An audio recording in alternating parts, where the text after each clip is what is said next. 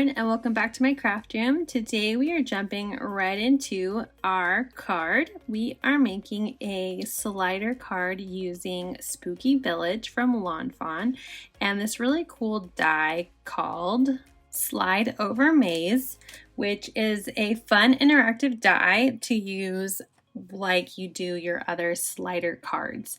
And I wanted to create a card that looked like little trick-or-treaters going around their neighborhood to go trick-or-treating. So I have this piece of green cardstock and I'm using a magnet sheet because I was having a hard time keeping my dies in place just to line up that large stitch rectangle. It's the largest from the small set, as well as that slide over die, and that way I could use my purple tape to be able to run it through my die cut machine without it moving. Now I really like the color of this green, but I wanted to add some dimension and just, some overall look to the interest. That's what I was looking for, some interest to my background. So I went over with Mowed Lawn, and now I am taking brushed corduroy and going along the edges just to darken up that, grass look that I'm going for this part of my scene. But it wasn't dark enough, so I went back with ground espresso just to darken up those edges a little more. I wanted it to kind of have a darker feel because it is Halloween night. And once I get that how I like, I'm just using a coffee filter to avoid having fingerprints on my paper everywhere because I am messy. And it happens. I'm going to put it in my little splatter box, and I'm using some different silks from Fun Stamper's Journey. I'm using a green color as well as the sparkle silk on there. And then I am also going to bring in a little bit of dark roast, and I'm trying to keep that just on the edges of my card. And then I'm going to use my heat gun to dry it up because I'm impatient and I want to make this card. Now I kept the inside of this maze and I'm going to distress it in black ink. I'm using black soot in Distress Oxide, but it wasn't quite as dark as I wanted. So I also brought out my black licorice ink from Fawn. I'm just going over that a little more just to make it a little darker. And I'm going to go ahead and put that back into my splatter box, and I'm going to spray it just with my water spritzer to add a little bit of texture and interest on that piece as well. So now that those are done, I cut the same size of that largest of the small rectangles in some craft cardstock, just using this as my base, and I'm going to place the green cardstock on top of it that I cut out my little scene. And I'm just using some purple tape to line that up, and I'm using wet glue on the back of my little street path and gluing that on because I want that to shine through the green cardstock that will be layered on top. I'm cutting out a piece of acetate in a small circle because I'm going to start putting foam tape on the back of my green piece, and I want to make sure that my slider has plenty of space to maneuver around in this scene. So I am using some foam tape. It's just a Scotch foam tape roll, and I fold it in half and cut it in half to create some thin doubled up foam for lack of, that's what it is, right? Doubled up thin foam. Anyway, and I'm going around the outside of my piece of green cardstock. And I know some of it is going to shine through, but it's not a problem because I'm going to layer some of my stamped images on. And I'm using that little clear acetate circle just to make sure that I'm not putting any tape where the foam needs to be put onto the green. So I'm making sure that there are no interruptions and nothing going to stop my little slider piece from maneuvering around the card. As you can see, I'm putting them in all different places, and here's an example of me preparing some foam tape. And I'm layering everything to make sure that there is enough support. Because it is an interactive card, I want to make sure that nothing is going to get bent or destroyed while the recipient is playing with it. So now that everything is in place, I'm going to go ahead and peel off all that release tape. And now I'm going to line it up with my craft cardstock with my little black road and just line everything up so that it fits right onto that craft cardstock. and my background is pretty much done. So now I'm going to layer out all of my different pieces approximately where I want to put them on the card. I like to do this so I have an idea as I'm layering down and gluing. I know exactly what I'm doing. You know, you don't want to just glue something on willy-nilly if you're not really sure what you're doing with it yet.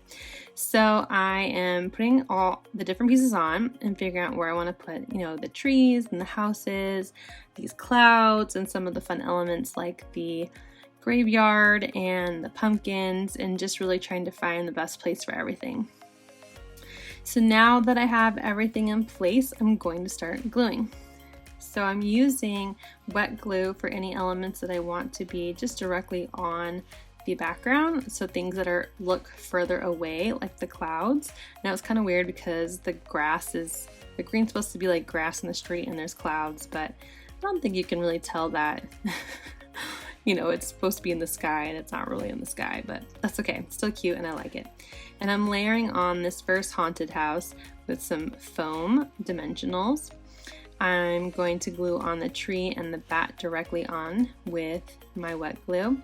And at first I was going to put my tombstone graveyard on a foam square, and I decided not to and just use wet glue. And same with the little pumpkins. And I'm gonna glue on this little picket fence along with the jack-o'-lantern here on the bottom, because I know that foam tape does show a little, and I'm just making sure that it doesn't show and it's behind these images.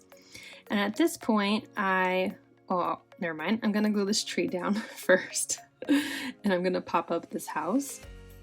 I like the mix of the different dimensionals. Oh, before I pop this down, this is when I realized that I wanted to use the glow-in-the-dark embossing powder, and I forgot.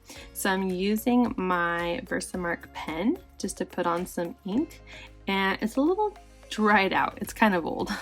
So I'm doing my best here, and I'm putting on some of that glow-in-the-dark embossing powder from Fawn and using my heat gun to set it. And I do this for all of the ghosts. So I had that ghost on my great haunted house. I have a little ghost coming out of my little trio of houses, and I have a little teeny tiny ghost that I'm going to add on the card somewhere.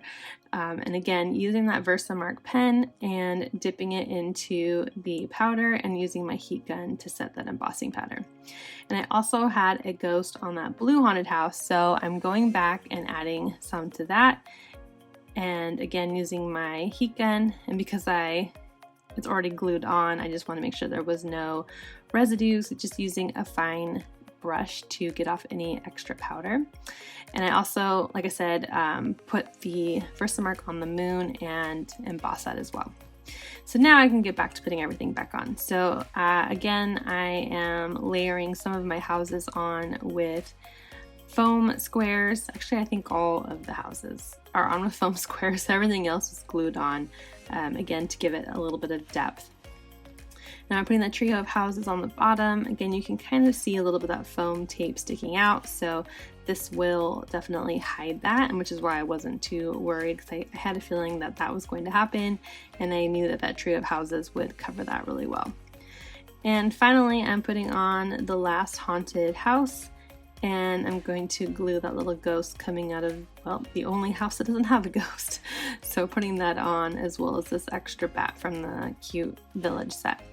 So now I have my little trick-or-treaters, so I'm going to slide that piece of acetate in, and I'm going to use this extra foam strip that I had from assembling the card, and I'm cutting it into a circular size, and I'm going to stick that right in the middle of the acetate, and then layer my trick-or-treaters right on top of that. And as you can see, they move around and going from house to house, and you can turn it and have all kinds of fun with these little trick-or-treaters. So now that my card is done, everything is assembled, I need to put it on an actual A2 card, and I really like the black licorice cardstock from Fawn. It's super thick, which is great cardstock for a card base. So I'm scoring that, cutting and scoring it down to an A2 size card, which is 4 1/4 by 5 1/2, and it's a top folding card in landscape. And because there is a lot on the card, I want to make sure it stays nice and stuck to my card base. So I put some strong tape adhesive as well as a little bit of wet glue to give me some wiggle room. And I put that right on the center of the card. So now here's the final card. I'm going to hold it really close to my lamps here on my desk to get some of that light into my embossed little ghost and moon. And I'm going to close that up so you can see what it looks like in the dark. As you can see, my camera still picked up some light, but those cute little ghosts glow in the dark. So fun, right? It's a really cool embossing pattern. I hope you enjoyed this video, and I hope it gives you some inspiration for your Halloween projects. Thank you for watching, and if you liked it, hit like, and if you'd like to see more, please hit subscribe. Have a great day.